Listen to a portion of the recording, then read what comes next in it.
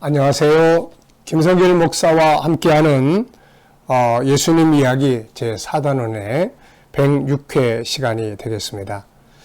자, 지금 우리가 살펴보고 있는 말씀은 마태복음 5장 13절로 16절입니다. 바로 세상의 소금과 빛에 관한 말씀입니다. 자, 본문 말씀을 먼저 한번 또 읽어보죠. 너희는 세상의 소금이니 소금이 만일 그 맛을 잃으면 무엇으로 짜게 하리요? 후에는 아무 쓸데없어 다만 밖에 버려져 사람에게 밟힐 뿐이니라.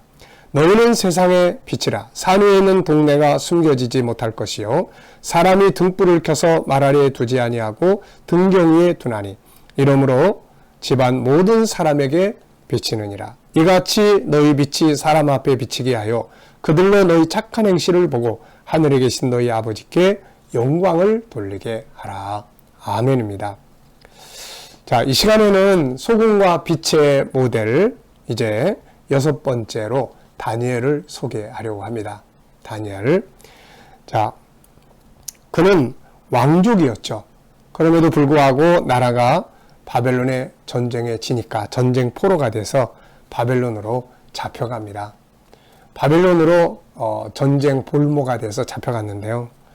나이가 정확하게 나타나지는 않지만 이때 청소년기 혹은 청년 시기임은 분명한 것 같습니다. 놀라운 것은 포로로 잡혀간 사람이 바벨론에서 총리가 되는 거죠. 그리고 왕들의 총애를 받습니다. 그리고 왕들의 멘토가 되죠. 이런 역사가 바벨론에서만이 아니라 메대 제국에까지도 계속 이어지게 됐다고 하는 것은 참으로 놀라운 일이 아닐 수가 없습니다. 그런데 당시 세계적인 대제국의 왕들은 왜 이 다니엘을 총리로 세우고 왜 다니엘을 자신들의 그 높은 왕의 멘토로 삼았을까요? 이유는 이미 다 아시겠죠. 다니엘은 굉장히 막강한 영향력을 미치는 사람이었습니다. 칼과 창이나 세상적 힘으로 영향력을 미치는 게 아니에요. 바로 소금으로서, 빛으로서 영향력을 미쳤던 것이죠. 자, 이제 이 부분 충분히 다 이해하셨으리라 생각을 합니다. 저는 예수님께서 너희는 세상의 소금이다, 빛이다 이런 말씀을 하셨을 때 왜 빛이 되라고 하지 않으셨고 빛이라고 하시고 왜 소금이 되라고 하지 않고 소금이다라고 말씀하셨을까? 그걸 보면서 우리의 정체성을 일깨워주는 말씀이구나. 원래 소금으로 만들어졌는데 이 소금이 맛을 잃어버렸어요. 다시 찾아서 소금처럼 살으라. 네. 이 부분이죠. 창세기 1장 27절 28절 하나님 우리를 소금으로 세상을 다스릴 수 있는 능력 있는 사람으로 믿고 신뢰할 수 있는 거룩한 사람으로 그렇게 만들어 놓으신 거죠. 그래서 창세기 1장 28절에 세상을 다스려라. 다스려라. 이게 소금이거든요. 이게 능력이거든요. 그래서 예수님이 다시 오셔가지고 우리의 정체성을 일깨워 준 거예요. 저와 여러분은 소금입니다. 세상을 다스리는 능력을 가진 사람이고 신뢰할 수 있는 거룩성을 가진 사람들이에요. 이제 우리가 다시 나는 이런 사람이야. 나는 소금이야. 나는 빛이야. 그러면서 자기 정체성을 확인하고 그 정체성을 살아야 되는 거죠. 그러면 세상이 우리를 필요로 하는 사람들이 되는 거고 그 속에서 하나님께 영광을 돌리고 하나님께로 돌아올 수 있는 역사들이 만들어지는 거죠. 제가 지금 GTS 묵상을 하면서 우리 어린이들 GTS 묵상을 같이 하잖아요. 40년 세월을 목회해 오면서 제가 남아있는 어떻게 보면 제 인생의 마지막 비전이라고 그럴까요? 그거는 바로 이 소금과 빛으로 우리 아이들을 키워보는 겁니다. 네, 우리 자라나는 청소년들이 지금 맛을 잃어가는 그런 시대 속에서 하나님이 만들어주셨던 그런 세상을 다스리는 능력을 다시 회복시키고 그리고 하나님이 담아주신 하나님의 형상 그 안에 담겨져 있는 거룩성을 다시 회복시켜서 세상의 소금으로 빛으로 그래야 다음 세대가 희망이 있는 거 아니겠습니까? 자, 이것은 5-14 네, 5는 뭔지 아시겠죠? 유일성, 인격성, 거룩성, 사랑성, 영원성.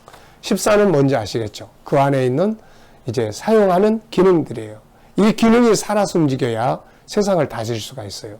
존귀함의 영역, 그리고 다양성의 영역, 그리고 재능의 영역, 생각의 영역, 그리고 자유의 영역, 그리고 소통의 영역, 그리고 하나님과 관계를 갖는 영성의 영역, 그리고 작은 성품들의 영역, 그리고 컨설팅의 능력, 그리고 채워야 될 사랑, 나눠야 될 사랑의 능력, 그리고 생명과 삶을 존중히 여길 줄 아는 능력, 변화와 발전을 추구하는 능력, 그리고 행복하게 살 줄 아는 그런 능력이죠. 얼마나 좋은 기능들입니까? 이거를 사용할 수 있도록 만들어주는 거죠. 이것을 세상에서는 SQ, EQ, IQ라고 이야기를 해요. SQ는 뭐예요?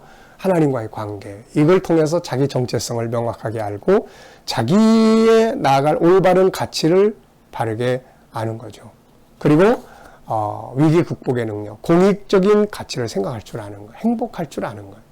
그리고 EQ는 나의 감정, 상대방의 감정, 모든 만물과의 관계를 아름답게 만드는 능력이에요. 그리고 IQ는 업무적 능력이죠. 그래서 창의력, 그리고 이해력, 분석력, 기술적인 능력들. 그래서 이런 것들을 통해서 잘 훈련이 되면 이게 바로 이거고 이게 바로 이거고 그런 거예요. 그래서 이런 것들을 바르게 알고 훈련하는 게 중요합니다. 다니엘을 왜 포로로 잡혀간, 이거 어떻게 보면 정말 아무것도 아니잖아요. 그런데 이 포로로 잡아간 이 사람을 어떻게 총리로, 한 나라만이 아니라 4대 제국에 이르러지까지 왕들이 그를 찾고 그에게 일을 맡기고 싶고, 네, 저게 살아 숨지기 때문에 그런 거예요. 자, 그러면 다니엘이 사용한 SQ, 이제 이렇게 분류를 해보죠. 다니엘이 사용한 SQ, 뭐 말 안 해도 잘 아시잖아요.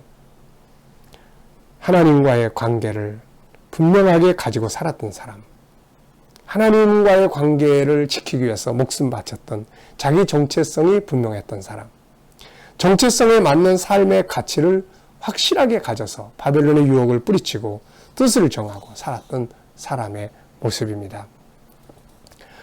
다니엘은 이런 것들을 지켜가기 위해서 부귀와 영화를 버릴 줄 알았던 사람이죠. 부귀영화보다는 하나님의 백성으로서 자기 정체성을 지키며 살다가 그 하나님 백성으로 죽겠다는 각오를 갖춘 사람입니다. 자, 이런 것들이 바로 영성재능이에요. 그러니까 우리가 아이들을 단순히 교회 다니고 하는 이런 아이가 아닌 하나님과의 관계를 가질 줄 아는, 자기 정체성을, 신앙인이라는 정체성을 가질 줄 아는 아이로, 그걸 통해서 올바른 가치, 무엇을 얻느냐보다는 올바른 가치를 지켜갈 줄 아는 아이로 나만이 아니라 모든 사람들을 생각하고 위기가 왔을 때 극복해 나갈 줄 아는, 그리고 자기 현실을 늘 행복히 할 수 있는 이런 능력을 갖는 이런 사람으로 키워나가는 거죠. 그 다음에 그가 가졌던 감성 재능을 보면 우선 자기에 대한 감성 능력이 좀 이 사람도 뛰어난 사람인 것 같아요. 남의 나라, 그것도 자기 나라를 멸망시킨 적국의 포로로 잡혀간 사람이 그 나라의 최정상에 올라갈 수 있다는 것은 다니엘이 그 내면 관리를 얼마나 잘하고 있었는지를 보여주죠. 자기 정체성이 힘이 되었겠지만 두렵고 떨리는 수많은 상황들이 스쳐 지나갈 때마다 그 마음을 관리할 줄 알고 다스릴 줄 알았던 거죠. 이것이 바로 감성 재능이에요. 그리고 그는 타인에 대한 그런 부분들, 친구들과의 관계가 참 좋았고 최고의 권력자들과의 관계, 더 나아가서는 자기 민족, 나라에 대한 열망과 아픔을 기억하고 기도할 줄 알았던 사람이죠. 주어진 환경에 대한 감성 능력도 탁월했던 것 같습니다. 상황 변화의 감성 재능을 충분히 사용했어요. 두렵고 떨리는 상황들 속에서 때로는 위대한 성공자의 위치에서 상황에 끌려가는 게 아니라 상황을 이끌어가는 삶을 산 거죠. 때로는 담대함으로, 때로는 현실을 수용함으로, 때로는 도전적 자세를 가지고 환경을 극복해 나갔던 겁니다. 많은 사람들이 어려운 환경 앞에서 무너지거나 또는 좋은 환경 앞에서 무너지는 것을 보게 되죠. 이것은 환경에 대한 감성 재능이 약하기 때문에 그런 겁니다. 환경에 대한 감성이란 뭔가요? 환경에 대한 이해력, 그 안에 들어있는 본질을 볼 수 있는 안목, 어려운 상황 속에 들어있는 긍정적인 요소들을 볼 수 있는 능력, 창세기 1장 28절에 근거해서 다스릴 수 있다는 확신의 능력, 환경을 자신을 실패자로 만드는 적으로 보기보다는 함께 살아가야 할 동반자로 보는 능력, 나아가서는 자기를 성공하게 만들어줄 하나님의 선물로 볼 수 있는 이런 마음의 자세들. 그러면 어떤 환경도 그 속에 있는 그 좋은 점들을 잘 활용해서 좋은 관계를 만들어갈 수가 있는 것입니다. 그리고 이제 지적 재능이죠. 업무적 재능입니다. 그의 탁월한 영성 재능은 감성 재능뿐만 아니라 현장을 움직이는 지적 재능의 발전에도 큰 영향을 줬죠. 감성 재능의 발전 역시 지적 재능에 큰 영향을 미쳤고 환경에서 긍정적 부분을 보는 사람과 부정적인 부분을 보는 사람의 지적 재능은 전혀 다르게 나타나기 때문이에요. 다니엘이 가졌던 영성 재능, 감성 재능은 그가 현실 업무를 다루는 지적 재능에 큰 영향력을 미쳤죠. 그래서 동료들보다 10배나 뛰어난 지혜를 가지고 있었고 자기의 그런 꿈, 자기 적성을 프로화시켜서 물론 성령의 감동으로 이루어지지만 그걸 위한 자기의 이 정신세계를 맑게 하기 위해서 자기 관리라든지 이런 것들이 아주 뛰어났던 거죠.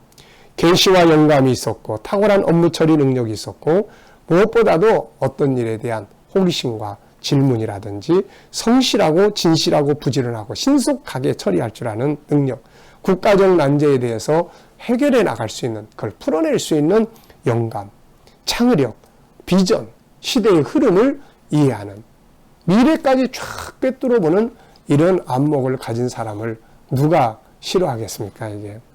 자, 여러분. 우리가 꼭 기억해야 될 게 있습니다. 소금과 빛이 되기 위해서 내 안에 들어있는 SQ, EQ, IQ 재능들을 잘 갈고 닦고 발전시키고 하나님은 세상의 소금과 빛으로 살라고 이 재능을 우리 안에 담아주셨어요. 그래서 우리는 환경을 탓하기보다는 세상이 어때? 저 사람이 저래서 그래. 이거보다는 나 자신을 개발하고 나 자신을 발전시켜서 세상이 나를 꼭 붙잡고 같이 일할 수 있는 그런 사람으로 나를 만들어가는 것이 중요한 것이죠. 다시 말하면 환경이 어두울수록 빛이 필요한 것입니다. 자, SQ, EQ, IQ 중에서도 가장 먼저 발전시켜야 될 것은 SQ입니다. 이 세 재능이 함께 개발돼야 하지만 우선 이 머리 부분 SQ를 먼저 발전하도록 노력하는 게 필요한 거죠. 자, 여러분. 예수님은 마태복음 6장 33절에서 너희는 먼저 그 나라와 그 의를 구하라. SQ죠. 그리하면 이 모든 걸 너희에게 더할 것이다. SQ의 발전은 EQ를 강화시키고 SQ, EQ의 발전은 자기에게 주어진 현실의 삶의 능력을 발휘할 수가 있게 되는 겁니다. 자, 여러분, 지금까지 우리가 모델들을 쭉 살펴봤습니다. 왜 예수님이 계신 곳에는 그렇게 사람들이 모여들까요? 타 지역에서 나그네로 왔던 아브라함을 왜 그 지역 사람들은 자기들의 지도자로 존경하고 삼았을까요? 자기들이 쫓아냈던 그 이삭을 왜 다시 와서 화평조약을 맺자고 했을까요? 그리고 야곱은 왜 그 삼촌이 떠나려고 할 때 떠나지 말고 같이 일하자고 하면서 백지수표를 내밀었을까요? 왜 요셉은 노예로 팔려간 그 집안에 그 집의 오너가 이 노예로 팔려온 소년을 그 집을 다 관리할 수 있는 책임자로 세웠을까요? 포로로 잡혀간 다니엘을 왜 왕들은 가까이 하고 싶어 했고 그를 자기들의 나라에 최고의 지위를 주면서 같이 일하려고 했을까요? 그들에게는 소금으로서의 능력, 맛을 잃어버린 소금이 아니라 필요한 능력, 그리고 진실성, 선한 행동들을 가지고 믿을 수 있었기 때문에 이게 바로 소금과 빛이에요. 예수님께서는 마태복음 5장에서 나를 따르는 너희의 의가 서기관과 바리새인들보다 더 나아야 한다고 말씀을 하셨어요. 여러분, 원래 우리는 소금과 빛이 없는 사람들이 아니라 원래 소금과 빛으로 만들어졌습니다. 이 만들어진 능력을 이제는 갈고 닦아서 세상에 영향력을 미치는 삶을 살아야 할 것입니다. 지금 여러분 어느 곳에서 어떤 일을 맡아서 하고 계시나요? 한번 멋지게 소금으로서의 능력을 개발하고 발전시켜서 발휘해 보시기 바랍니다. 그래서 내가 나오더라도 같이 일하지 왜 가? 이 말 한마디쯤 들어볼 수 있는. 네. 자, 이 시간 말씀은 여기서 마치겠습니다. 감사합니다.